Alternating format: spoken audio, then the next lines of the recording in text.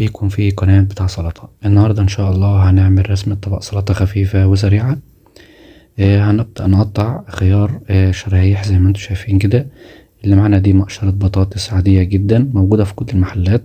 هنبدأ نقطع الخيارة بالطول مش بالعرض زي ما احنا متعودين. هنبدأ نرصهم في شكل دائري في طبق مدور. لازم الطبق يكون مدور.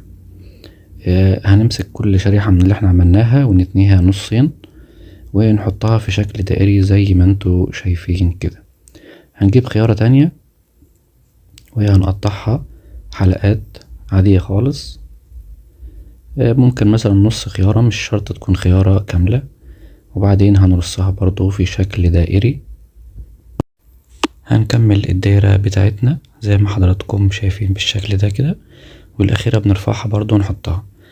هنيجي كده من طرف الخيارة وناخد شريحتين خيار عشان نعملهم ورق لأفرع اللي احنا هنعملها ان شاء الله دلوقتي هتشوفوها. هنعمل خطين كده، خط مايل على اليمين وخط مايل على الشمال. هيدينا في الآخر شكل ورقة شجر صغيرة خالص، واحدة مايلة يمين مع واحدة مايلة شمال. وهنبدأ نطلعهم بالشكل ده كده.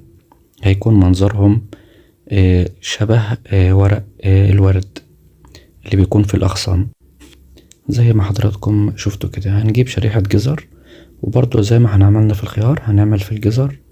برضو هنعمل خط مايل على اليمين وخط مايل على اليسار.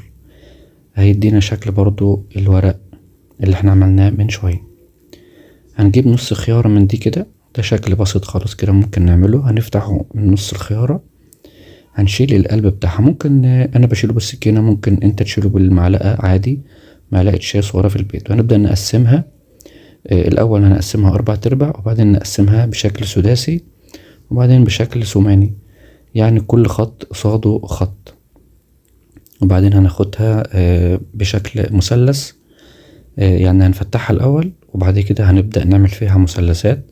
هي ليها طريقة تانية أسهل من كده إن شاء الله في فيديو تاني أبقى أوضحها، بس دي أنا عملتها كده عشان خاطر إحنا هنقشرها بعد ما هنفتحها بالشكل ده. هنبدأ نقطعها بشكل مثلث، نشيل من على اليمين وبرضو نشيل من على اليسار زي ما انتم شايفين كده. وطبعا في الآخر هيبقى شكلها زي ما انتم شايفين. هنمسك كل واحدة من دول وهنفتحها بالشكل ده كده، يعني هنخلي القشر لوحده والأبيض اللي هو احنا المفروض نسميه لحم الخيار لوحده. طبعا دي لما بتتحط في المية القشر بيكون لوحده واللحم بيطلع لوحده، بتبقى مفتحة شبه غصن الورد اللي بيكون فيه ورق الورد. طبعا دي الأفرع اللي احنا عملناها من شريحتين الخيار اللي احنا عملناهم. هنحط كل واحدة زي ما انتم شايفين كده في الطبق لوحدها عشان نحط عليهم الورق اللي احنا كنا قطعناه من شوية، اللي احنا قلنا شبه الأقواس. هنحط كل اتنين قصاد بعض زي ما انتم شايفين كده بالشكل ده.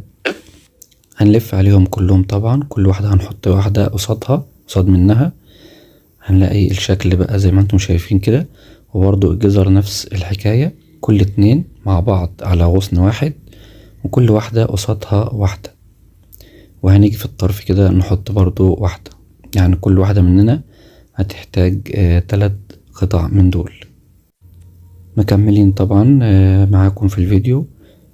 هنكمل كل الأغصان بتاعتنا نعملها كلها شبه بعضها. وبعد كده هنجيب واحدة طماطم نقطعها شرايح تكون رفيعة خالص جدا، يعني على قد ما نقدر. ممكن نجيب واحدة أو اتنين وهنبدأ نرصهم في شكل عمودي زي ما حضراتكم شايفين كده. دي هتكون الوردة اللي هنحطها في طبعا حلقة الخيار اللي احنا عملناها اللي كنا بنقطعها بشكل مثلث من شوية. هنبدأ نلفهم كده ورا بعض زي ما بنلف الساندوتش. طبعا كل ما كانت الطماطماية متقطعة رفيعة كل ما كانت سهلة. بعد ما لفيناها هنحطها كده في القلب ده. هي طبعا هتمسكها مش هتكون سايباها خالص. طبعا ده الشكل النهائي بعد ما جمعنا كل العناصر في الطبق. اتمنى يكون شكله عجبكم واتمنى يكون بسيط برضو ومش مكلف. لو عجبكم الفيديو اعملوا لايك عشان يوصل لكل الناس، ولو ما اشتركتوش في القناة اشتركوا عشان يوصلكم كل الفيديوهات الجديدة ان شاء الله. في فيديوهات جديدة كتير الفترة اللي جاية. اشوفكم على خير والسلام عليكم ورحمة الله وبركاته.